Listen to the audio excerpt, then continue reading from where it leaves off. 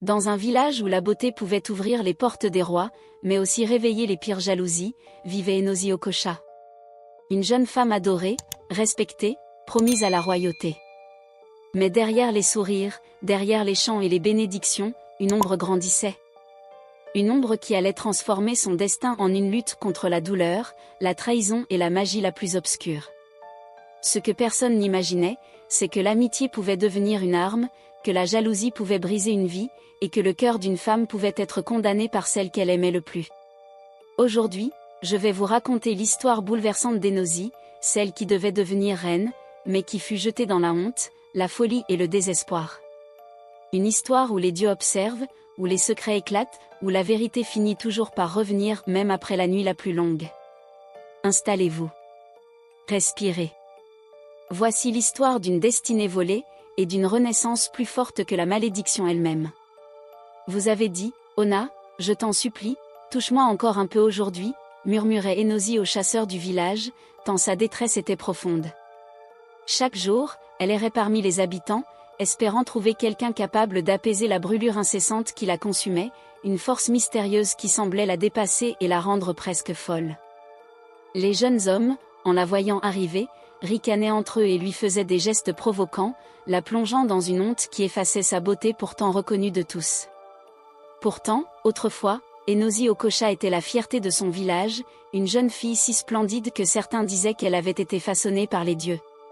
Sa peau luisait comme du bronze poli, son sourire était doux, et malgré sa grâce, elle restait travailleuse et obéissante, aidant sa mère au champ le matin et ramenant du bois avec son frère Emmanuel le soir. Son père se vantait toujours d'elle, certain qu'elle épouserait un homme riche grâce à sa beauté et à son caractère exemplaire.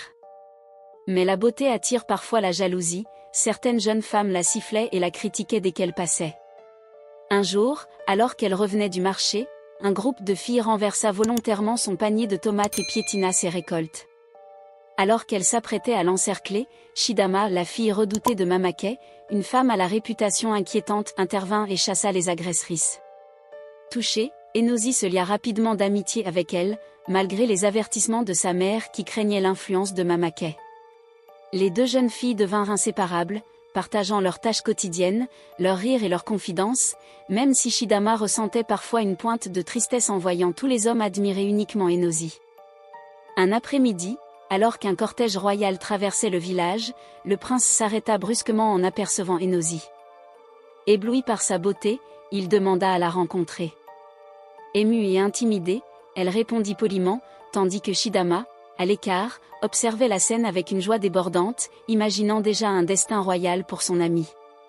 Dès que le prince reprit sa route, Shidama sauta de bonheur, convaincue qu'Enosi deviendrait un jour reine.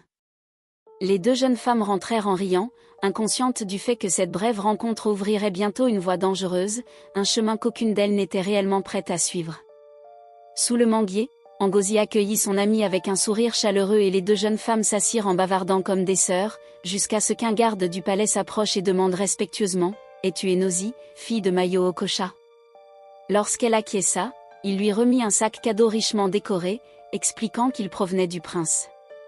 Surprise et tremblante d'émotion, Ngozi ouvrit le sac avec Chidinma, elles y découvrirent des pagnes neufs, des perles de corail, des accessoires en or et d'autres objets précieux que nul villageois ordinaire n'aurait pu posséder.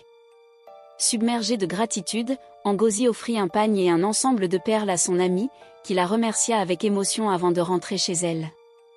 Mais à peine Shidam avait-elle montré les cadeaux à sa mère que Mamake s'emporta, lui jetant le pagne au visage et lui reprochant d'être heureuse pour une amie courtisée par le prince alors qu'elle-même ne faisait rien pour améliorer son sort. Les paroles de sa mère la troublèrent toute la nuit, semant en elle une graine d'envie silencieuse.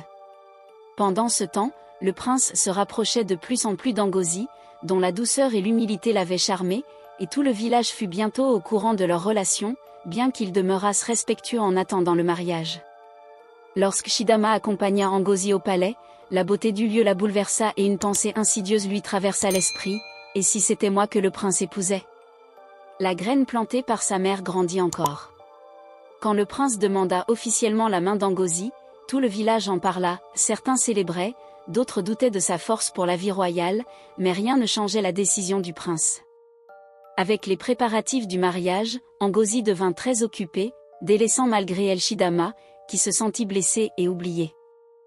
Mamake profita de sa fragilité pour souffler des paroles malveillantes, affirmant que ce mariage ne devait pas avoir lieu et que Shidama méritait ce trône. Bien que lassée des manipulations de sa mère, Shidama finit par demander quel était ce « plan ». Mamake répondit par un sourire inquiétant, « Invitez Nozi à dîner demain, je m'occupe du reste ». Le lendemain, après une journée au marché où Ngozi fut acclamée comme future reine, Shidama, rongée par la jalousie, rentra chez elle et accepta finalement ce plan. Le soir venu, elle invita son amie à dîner. Ngozi, heureuse de partager un moment avec elle, vint sans méfiance. Mamake l'accueillit chaleureusement, un comportement étrange venant d'elle, puis servit le repas. Les trois femmes rirent, mangèrent, discutèrent, et la soirée se déroula paisiblement. Après le dîner, Ngozi fut raccompagnée avec affection, ignorant totalement le danger. Mais Shidama, restée sur le seuil, sentit un poids dans sa poitrine, une inquiétude sourde qu'elle ne pouvait expliquer. Cette nuit-là, Ngozi se réveilla en sursaut, couverte de sueur, tremblante, envahie d'une chaleur incontrôlable et d'une pulsion inexplicable qui l'étouffait. Depuis plusieurs jours, Enosi ressentait en elle une agitation étrange qu'aucune prière ni aucun repos ne parvenait à apaiser. Au matin, incapable de rester chez elle, elle quitta la maison comme guidée par une force inconnue et rencontra Wena, le chasseur du village. Submergée par une impulsion irrésistible, elle s'accrocha à lui et le supplia de l'aider, ce qui le laissa complètement décontenancé. Avant qu'il ne puisse comprendre ce qui se passait, elle fut emportée par une énergie qu'elle ne contrôlait plus. Quand tout s'apaisa, Wena resta paralysée de stupeur, ignorant que la jeune femme était sous l'emprise d'une influence surnaturelle. Rentrée chez elle, Enosi éclata en sanglots en réalisant ce qu'elle venait de vivre, quelques jours seulement avant son mariage avec le prince. Plus tard, elle se rendit au palais pour chercher du réconfort, mais la même force revint plus violemment encore et la poussa à des comportements incontrôlables qui finirent par choquer le prince. Horrifié, il la renvoya du palais, convaincu qu'elle l'avait trahi. Dès l'aube, les rumeurs se propagèrent dans tout le village, entre moqueries, jugements et pitié, alors qu'Enosi s'effondrait sous le poids de la honte. Pendant ce temps, chez Mamake, la femme la plus crainte du village, la célébration battait son plein, son plan pour détruire la réputation d'Enosi fonctionnait à merveille. Sa fille Shidama, rongée par la culpabilité, suivit pourtant les instructions de sa mère pour se rapprocher du prince. Jour après jour, elle joua la fille compatissante, se faisant passer pour une amie loyale, alors qu'elle entretenait secrètement la chute d'Enosi. Celle-ci, affaiblie par la force obscure qui la tourmentait, errait dans le village, implorant de l'aide n'importe où, au point d'effrayer sa propre famille. Un soir, son frère Emmanuel comprit que quelque chose de bien plus grave qu'un simple égarement l'habitait. Au matin, la famille conduisit Enosi à la paroisse où prêtres, évêques et prophètes prièrent pendant des heures. Après une longue lutte, la présence qui la tourmentait finit par la quitter, et la jeune femme retrouva peu à peu ses esprits. Au palais, Shidama épousa le prince, mais les réjouissances furent interrompues par un tonnerre violent. Mamake et sa fille furent soudain saisies de douleurs terrifiantes et Shidama avoua publiquement la vérité, sa mère avait empoisonné Enosi avec une malédiction. Devant tout le village, Mamake s'effondra sans vie, tandis que sa fille sombra dans la folie. Cette révélation mit fin à tous les doutes, Enosi avait été victime d'une injustice orchestrée. Incapable de rester dans un lieu où son nom avait été sali, elle quitta discrètement le village pour vivre chez sa tante en ville. Le temps lui permit de guérir, de reconstruire sa dignité et d'avancer avec grâce. Des années plus tard, elle rencontra un homme généreux et respectueux qui l'épousa, lui offrant enfin la vie paisible qu'elle méritait. Ainsi, son histoire rappela à tous que l'envie détruit toujours celui qui la nourrit, et que la vérité finit toujours par triompher, même lorsqu'elle arrive tardivement. Les années passèrent, et le nom d'Enosi, autrefois prononcé avec cruauté, devint dans son village un symbole de rédemption et de regret. Ceux qui l'avaient humiliée se souvenaient avec remords de la façon dont ils avaient détourné le regard lorsqu'elle implorait de l'aide, et beaucoup se demandaient ce qu'elle était devenue.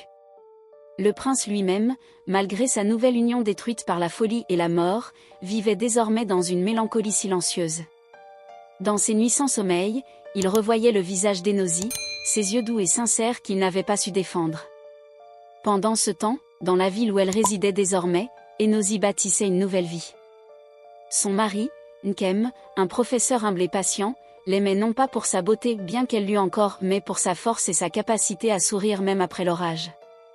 Ensemble, ils ouvrirent une petite école communautaire pour les enfants défavorisés. Enosi y enseignait l'art et la culture orale, transmettant aux plus jeunes son amour du monde et son espoir inébranlable. Un jour, une délégation venue de son ancien village arriva à l'école. Ils avaient parcouru des kilomètres pour la voir. Le plus âgé d'entre eux prit la parole. « Notre enfant, nous venons avec le cœur lourd. Le village souffre. Depuis ton départ, les récoltes s'assèchent, les femmes perdent leurs enfants, les hommes se querellent pour des riens. On dit que les ancêtres réclament la justice que nous t'avons refusée. » Enosi sentit son cœur se serrer. Elle n'éprouvait plus de haine, mais une blessure profonde s'était gravée en elle.